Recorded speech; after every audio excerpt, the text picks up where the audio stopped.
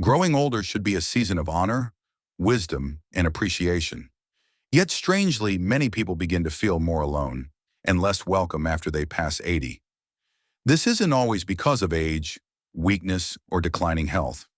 More often, it happens due to subtle habits that slowly appear without anyone realizing it. In today's video, I'll reveal 5 hidden behaviors that quietly cause people to distance themselves from seniors, even when they never say it aloud. This is not about blaming older adults. It's about restoring dignity, strengthening bonds, and understanding the psychology behind how people react to aging. And when these habits are corrected, you naturally become someone others respect, enjoy, and feel inspired by at any age. Stay with me until the end because habit number 5 is the most unexpected and also the easiest to change. As we grow older, life feels more complex, and the circle of people we trust often becomes smaller. But sometimes, without realizing it, seniors fall into patterns that others experience as draining, uncomfortable, or emotionally heavy. The first habit many older adults slip into is constant complaining, pain, discomfort, financial worries, loneliness. These struggles are real, but when every conversation revolves around what hurts, what failed, or who let you down, people slowly pull back emotionally. Younger individuals often don't know how to respond, and even close peers begin to feel burdened. The issue isn't sharing hardships, it's allowing problems to become your entire identity. When an 80-year-old shifts from focusing only on difficulties to sharing solutions, memories, lessons, and wisdom, people naturally lean in instead of backing away. Positivity at this stage of life is rare, and that rarity makes it powerful. The second habit is interrupting or speaking over others. Most seniors don't do this on purpose. Hearing challenges, slower speech, or simple enthusiasm can lead to jumping in too quickly. But to others, especially younger generations, it can feel dismissive or controlling. At 80, you likely carry more life experience than anyone in the room.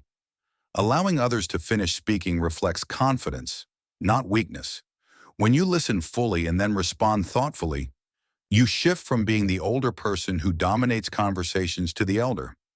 Everyone values when they finally speak.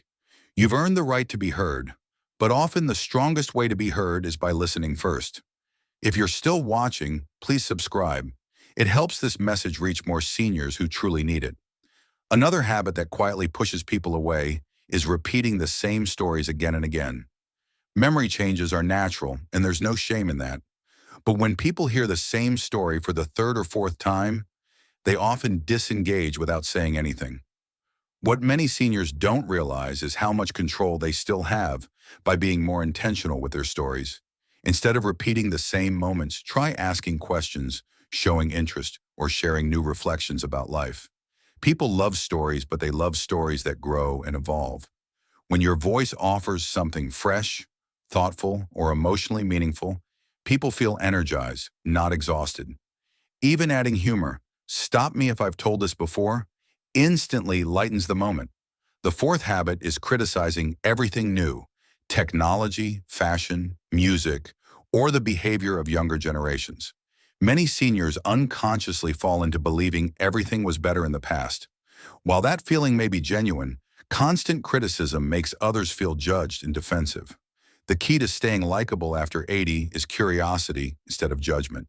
Saying things like, "I'm still learning this," or "That's different but interesting," helps younger people feel respected and keeps your mind flexible. A curious senior attracts people. A judgmental senior is avoided. The change is small, but the impact is enormous. If you're still here and finding value, please subscribe. Your support motivates me to keep creating meaningful content for seniors. Finally, habit number 5. The most damaging of all is giving unsolicited advice. Advice usually comes from love and experience, but when it's offered too frequently or too strongly, it feels controlling. People begin avoiding conversations because they expect correction or lectures. The solution is simple. Shift from advice to shared experience. Instead of saying, "You should do this," try saying, "This is what worked for me when I was your age." That small change keeps your wisdom respected instead of resisted. And ironically, the less you push advice, the more people begin asking for it. Reaching 80 is not a decline, it's an achievement. But these 5 habits can quietly cause people to step back without explaining why. By replacing complaining with optimism, interrupting with listening, repetition with curiosity, criticism with openness, and unsolicited advice with shared experience, your relationships transform naturally. You don't become someone people merely tolerate. You become someone they admire, enjoy, and seek out. Age may push some people away, but wisdom and kindness always draw them back. And at 80, you have more of both than ever.